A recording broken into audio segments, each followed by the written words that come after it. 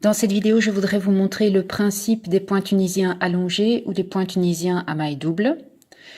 Une chose qui est très importante à retenir, c'est qu'avant de commencer des rangs en points tunisiens allongés, il faut faire une maille en l'air.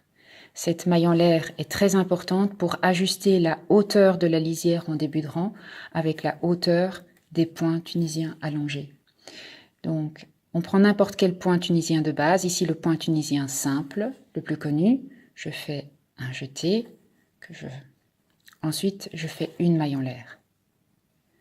Et donc le principe c'est un point de base, le point tunisien simple, suivi d'une maille en l'air. Donc je recommence, je fais un point tunisien simple sous la barre verticale, avant, suivi d'une maille en l'air. On peut vraiment utiliser n'importe quel point de base, donc le point tunisien tricot par exemple, je passe mon crochet en travers de l'ouvrage entre la barre verticale avant et la barre verticale arrière. Je fais un jeté, je tire une boucle et je fais une maille en l'air. Ça, c'est mon point tunisien tricot allongé.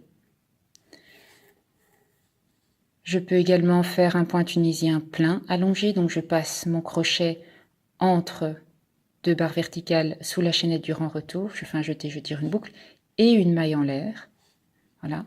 Ça, ce sera un point tunisien plein allongé. Ou alors, je peux aussi faire un point tunisien arrière. Donc, en passant le crochet derrière l'ouvrage, je vais chercher la barre verticale arrière. Je tire une boucle et je fais une maille en l'air.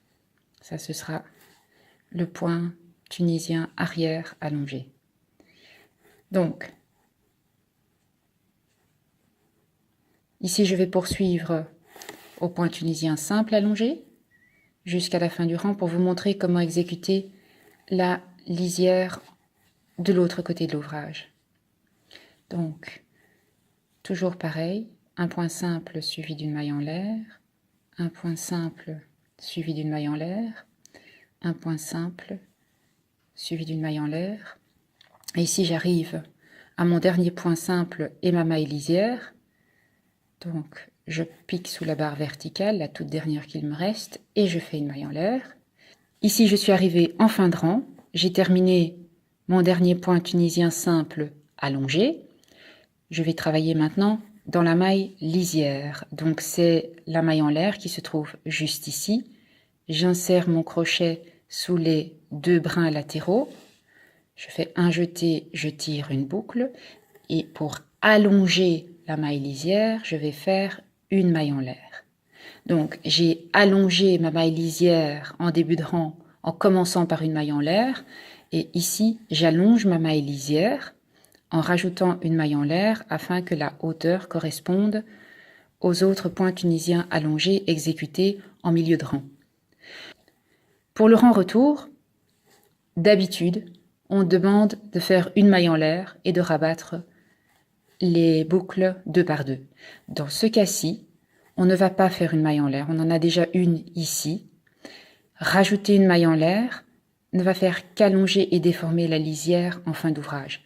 Donc, on va commencer un rang retour directement par un jeté, couler deux boucles, un jeté, couler deux boucles, et ainsi de suite jusqu'au bout de l'ouvrage, jusqu'à ce qu'il ne reste plus qu'une seule boucle. Voilà. Et donc, à mon rang aller suivant, je vais travailler mon point tunisien simple allongé sous cette barre verticale-ci, et je vais travailler la maille lisière sous les deux brins de la toute dernière maille en l'air que j'ai exécutée avant de commencer à rabattre mes boucles deux par deux au rang retour.